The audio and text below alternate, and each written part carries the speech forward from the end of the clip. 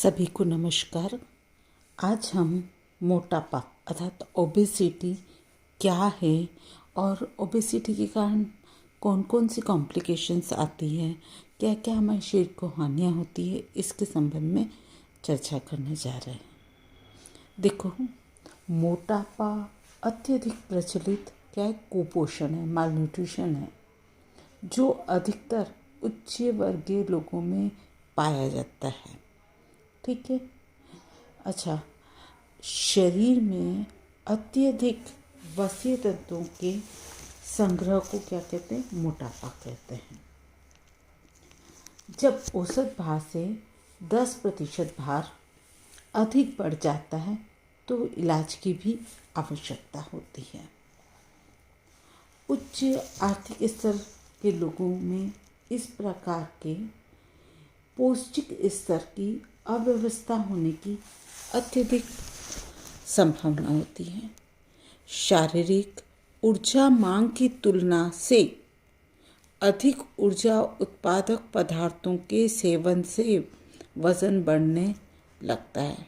मतलब हमें जितनी एनर्जी की आवश्यकता है उससे अगर हम अधिक एनर्जी या कैलोरी इंटेक करते हैं तो हमारे शरीर का क्या होता है, वज़न बढ़ने लगता है। ठीक है।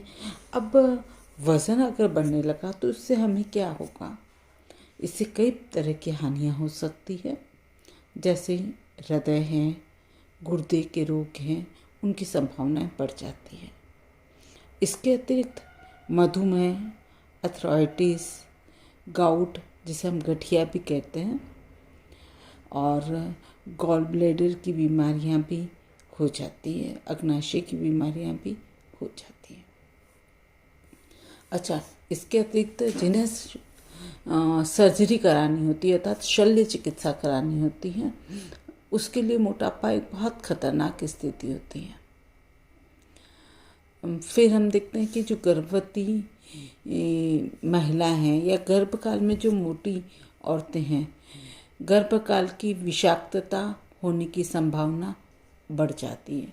मतलब टॉक्सीमिया ऑफ प्रेगनेंसी जो है मोटी औरतों में अधिक देखा जाता है, जिससे प्रसव के समय भी खतरा रहता है। देखो, आयु पर भी मोटापे का असर पड़ता है। मतलब जो जीवन बीमा वाले लोग होते हैं ना, जो जीवन बीमा की कंपनी वाले लोग जो होते हैं, मोटे व्यक्तियों का बीमा करते वक्त ये कहते हैं कि हम नहीं करना चाहते, क्योंकि मोटे व्यक्ति जो है अधिक दिन तक जीवित नहीं रहते हैं, उनका ऐसा सोचना है। अच्छा, गर्मियों में मोटे व्यक्तियों को बहुत अधिक परेशानी होती है, क्योंकि मोटे जो व्यक्ति होते हैं उनमें वसा के स्तर कंबल के रूप में काम करते हैं। थिक लेयर ऑफ फैट क्या होती है, उनके शरीर में होती है, तथा वे शारीरिक तापमान बाहर निकलने नहीं देते हैं। काम करते समय ऊर्जा अधिक व्यय होती है और वे चलते भी धीरे धीरे हैं। उसके कारण कई बार क्या होती है, दुर्घटनाएं होने की संभावनाएं भी बढ़ जाती हैं। ठीक है। अच्छा, मोटे व्यक्ति को अक्सर क्या होता है, थकान होती है, पीठ में दर्द होता है, पैर में तकलीफ महसूस होती है, इस तरह की कॉम्प्लिकेशन भी उसे महसूस होने लगती है। मनोवैज्ञानिक और संवेगात्मक समस्याएं भी उत्पन्न हो जाती हैं, क्योंकि मोटा व्यक्ति लोगों के मजाक का पात्र बनता है। कई तरह की उस पर कमेंट्स किए जाते हैं। कई लोग उसे लोभी कहते हैं, लालची कहते हैं, आत्मशक्ति रहित व्यक्ति के नाम से भी उसे पुकारा जाता है। उसे सामाजिक स्तर पर भी अपमान सहना पड़ता है। कई बार फ्रेंड सर्कलों में भी जाता है तो मोटे मोटे कह के उसे चिढ़ाया जाता है। नौकरी में भी शीघ्र मतलब नौकरी के लिए जब वो अप्लाई करता है तो उसे आसानी से नहीं मिल पाती, क्योंकि लोग कहते हैं कि मोटे व्यक्ति आलसी होते हैं, कम क्रियाशील होते हैं। वह लोगों से दूर रहने लगता है तथा एकाकीपन महसूस करने लगता है। कैंसर है, मस्तिष्क के रक्तस्राव तथा पाचन संबंधी बीमारियां मोटे व्यक्ति को बहुत जल्दी घेर लेती हैं। उन्हें यकृत की बीमारियां भी हो जाती हैं। ठीक है। फिर आंतरिक अंगों पर बोझ बढ़ने के कारण धीरे धीरे वो क्या होते हैं, दुर्बल होने लगते हैं। श्वास संबंधी कठिनाइयाँ भी उन्हें उत्पन्न होने लगती हैं।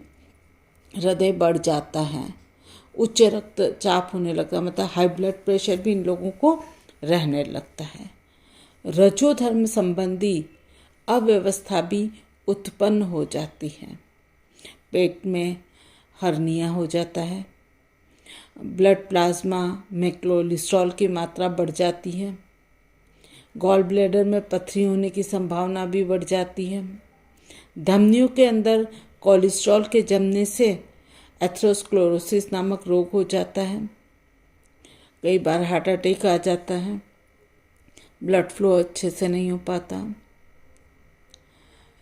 जीवन बीमा कंपनी के द्वारा ये पता चला है कि 45 वर्षीय जो व्यक्ति का वज़न यदि आदर्श वज़न से 12 किलो अधिक है तो उसकी आयु 25% तक घट जाती है।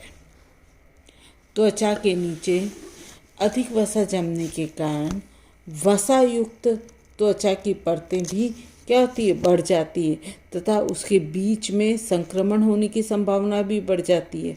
और मोटे व्यक्ति जो होते हैं वह दिखने में भी सुंदर नहीं लगते। इसके अलावा मोटापे के कई जैसे ये कॉम्प्लिकेशन हुआ। अब ये मोटापा हम देखते हैं कि क्यों है, तो उसके कई कारण होते हैं, जैसे कि उम्र और लिंग, फिर गर्भावस्था, अत्यधिक कैलोरी के सेवन से, कम परिश्रम करने से तथा उच्च आर्थिक स्तर वाले व्यक्तियों को भी ये मोटापा होता है। वंशानुक्रम भी इसका एक कारण होता है। और इंडोक्राइन ग्लैंड से जो हार्मोन्स निकलते हैं उसके कारण भी हो जाता है। ऊर्जा के असंतुलन के कारण भी मोटापा बढ़ जाता है। तो इस तरह से कई कारणों से क्या होता है, मोटापा बढ़ जाता है। और मोटापा के जो बढ़ने के कारण है उसकी डिटेल चर्चा हम कल करते हैं। आज इतना ही, और कल हम मोटापा में कैसा डाइटरी ट्रीटमेंट होगा इस पे भी हम डिस्कस करेंगे। ठीक है। आप लोगों को अगर समझ में आया तो धन्यवाद।